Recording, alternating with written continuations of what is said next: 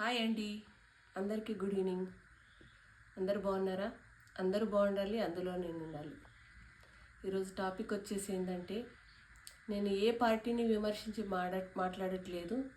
కాకపోతే రేవంత్ రెడ్డి అంటే రోజు రోజుకు రెస్పెక్ట్ పెరుగుతుందే తప్ప తరగదు.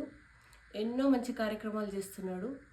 ముందుగా అందరికీ 15th ఆగస్టు స్వాతంత్ర దినోత్సవ శుభాకాంక్షలు అందరికీ.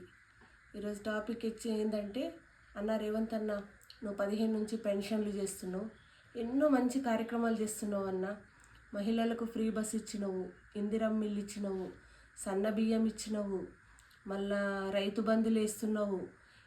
నువ్వు హామీ ఇచ్చిన దానికంటే ఇంకా ఎక్కువనే వేస్తున్నావు, కానీ తక్కువైతే చేస్తలేను.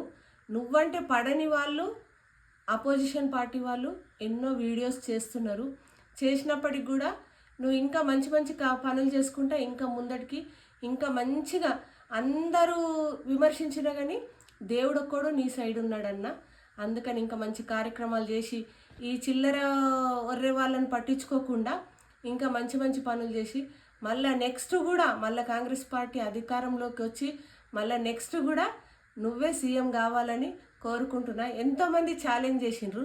ఛాలెంజ్ చేసినప్పటికి కూడా కాన్ఫిడెన్స్ మన సీఎం రేవంత్ అన్న మళ్ళీ విన్ అవుతాడు.